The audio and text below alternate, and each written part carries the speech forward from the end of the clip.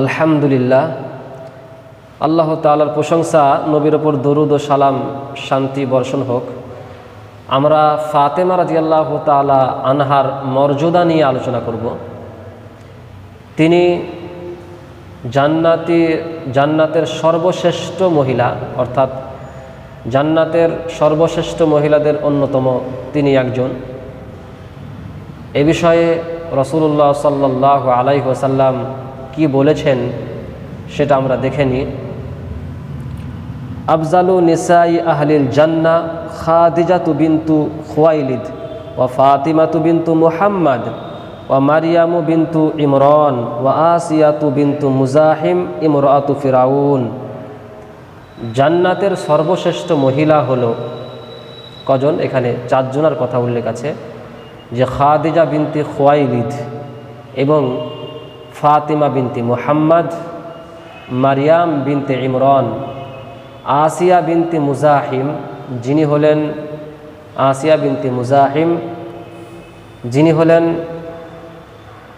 ফেরাউনের স্ত্রী আসিয়া বিনতে মুজাহিম। এখানে জান্নাতের সর্বশ্রেষ্ঠ মহিলাদের মধ্যে কাকে বলা হলো?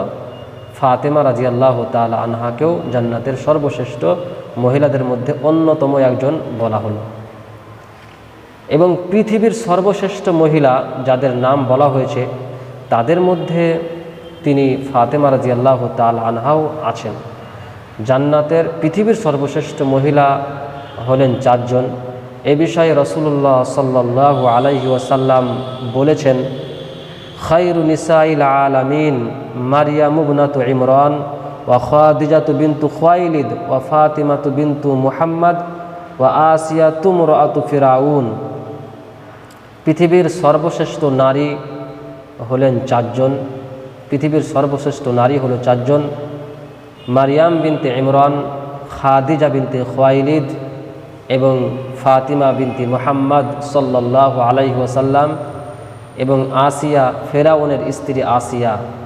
এরা হলেন পৃথিবীর সর্বশ্রেষ্ঠ মহিলা। এর মধ্যে ফাতেমা রাদিয়াল্লাহু তাআলা আনহা তিনিও আছেন যে পৃথিবীর সর্বশ্রেষ্ঠ মহিলাদের মধ্যে ফাতেমা রাদিয়াল্লাহু তাআলা আনহা। ফাতেমা রাদিয়াল্লাহু তাআলা আনহাকে জান্নাতি মহিলাদের সর্দার বলা হয়। রাসূলুল্লাহ সাল্লাল্লাহু আলাইহি ওয়াসাল্লাম ফাতেমা রাদিয়াল্লাহু তাআলা আনহাকে জান্নাতি মহিলাদের সর্দার বলেছেন।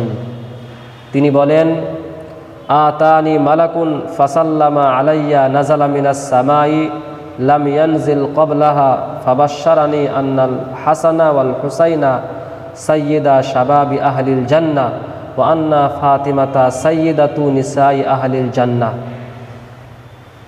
রাসূলুল্লাহ সাল্লাল্লাহু আলাইহি ওয়াসাল্লাম বললেন যে একজন ফেরেশতা আসমান থেকে অবতরণ করে আমাকে সালাম দিয়েছিলেন এবং আমাকে সুসংবাদ দিয়েছিলেন।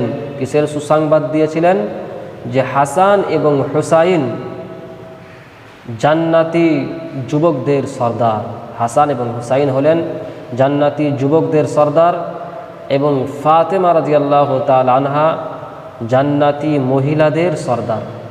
তাহলে জান্নাতি মহিলাদের সর্দার যার নাম, তার নাম হচ্ছে ফাতেমা রাদিয়াল্লাহু তাআলা আনহা।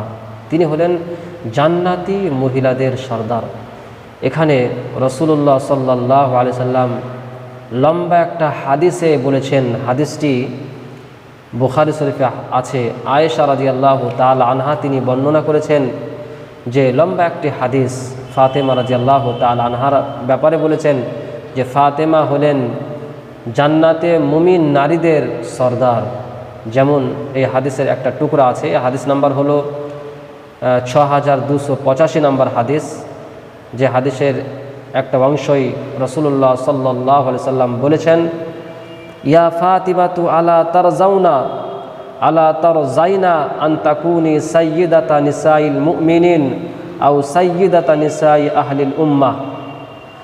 হে ফাতেমা রাদিয়াল্লাহু তাআলা আনহা, তুমি কি এটা পছন্দ করো না যে তুমি জান্নাতি মুমিন নারীদের সর্দার হবে, অথবা তুমি এই উম্মাতের নারীদের সর্দার হবে?